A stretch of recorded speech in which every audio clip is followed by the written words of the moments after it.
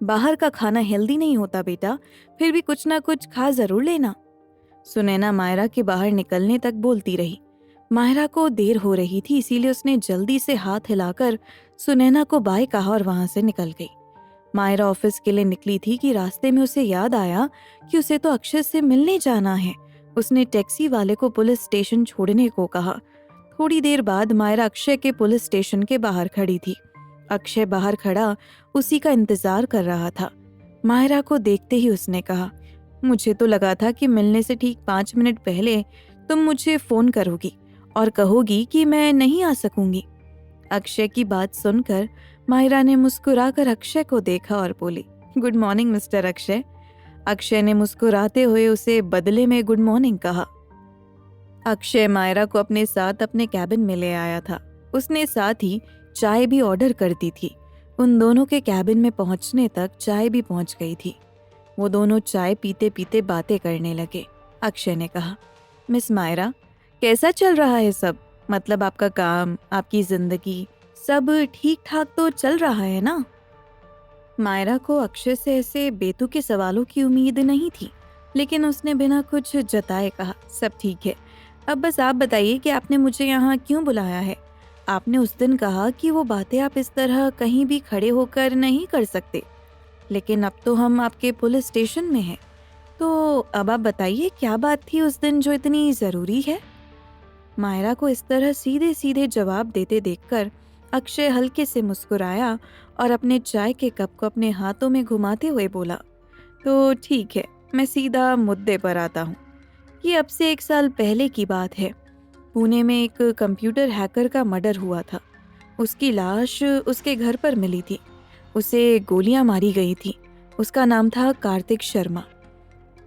कार्तिक का नाम सुनना भर था कि मायरा के चेहरे का रंग उड़ गया। उसके हाथ कांपने लगे। 1 साल पहले पुणे में कंप्यूटर हैकर की हत्या हुई थी। उसकी डेड बॉडी उसके ही घर में मिली थी। उसका नाम कार्तिक शर्मा था। अक्षय ने जैसे ही कार्तिक का नाम लिया, मायरा के चेहरे का रंग उड़ गया। उसके हाथ तक कांपने लगे थे। कप में पड़ी चाय छलकने लगी थी। मायरा की धड़कनें एकदम से ऐसे बढ़ गई थी जैसे किसी ने उसका कोई राज खोल दिया हो। अक्षय ने जल्दी से हाथ बढ़ाकर मायरा के हाथों से कप लिया और नीचे रख दिया। वो पल पर मायरा के फेस एक्सप्रेशंस नोटिस कर रहा था।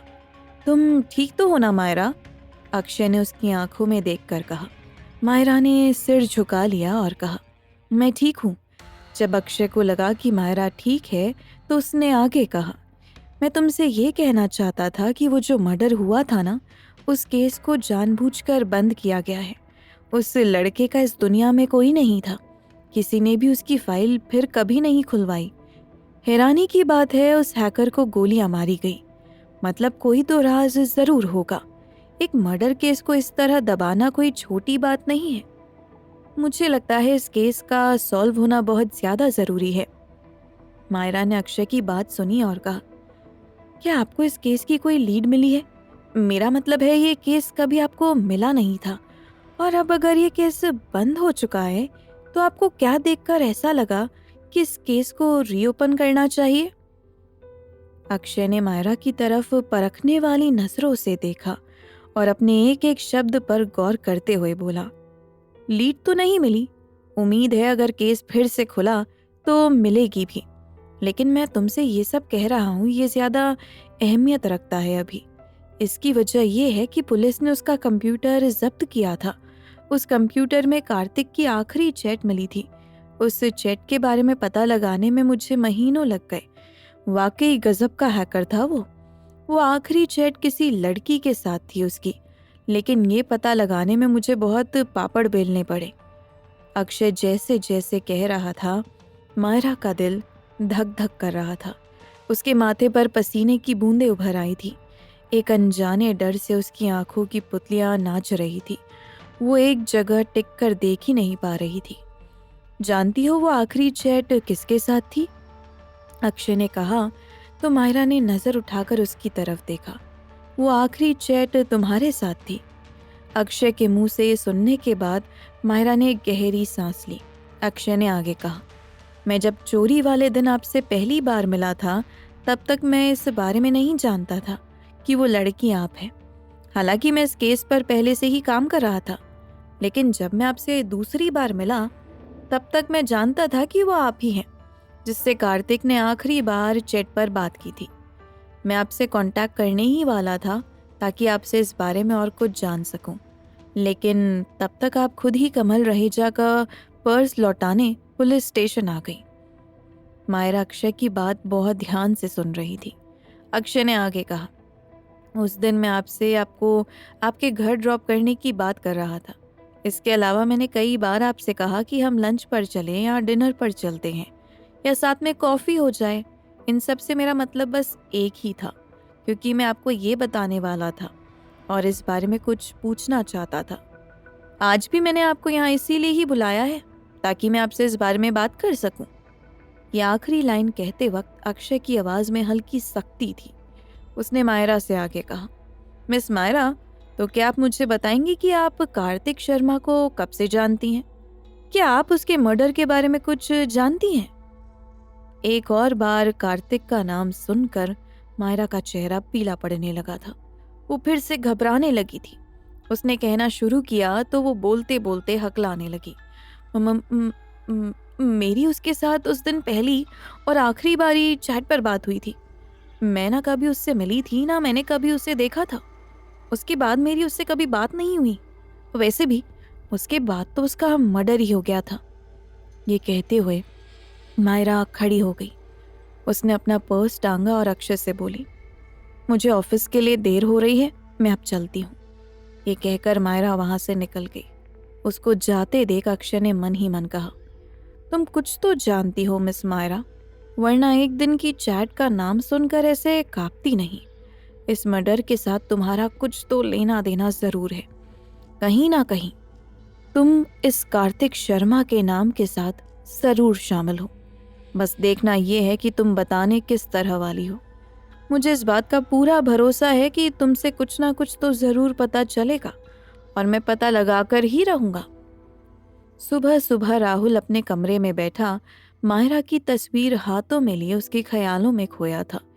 उसके कमरे में रखा उसका फोन अब तक 2 बार बज चुका था, लेकिन राहुल तो जैसे किसी और ही दुनिया में था। मायरा, मैं तुम्हें बहुत मिस कर रहा हूँ। तुम कल रात बस एक बार इस कमरे में आई और इस कमरे को तुम्हारी आदत हो गई। ये कमरा अब मुझे मेरा नहीं लगता। ऐसा लगता है जैसे ये भी चाहता हो कि तुम जल्दी ही यहाँ आ जाओ। मैं भी तुम्हारा बेसब्री से इंतजार कर रहा हूँ। कब वो दिन आएगा जब तुम भी इस कमरे के साथ साथ मेरी जिंदगी का भी हिस्सा बन जाओगी। राहुल ख्यालों में खोया हुआ था कि एक बार फिर उसका फोन रिंग किया। इस बार राहुल का ध्यान फोन के बजने पर गया। उसके फोन पर उसकी मॉम का कॉल आ रहा था।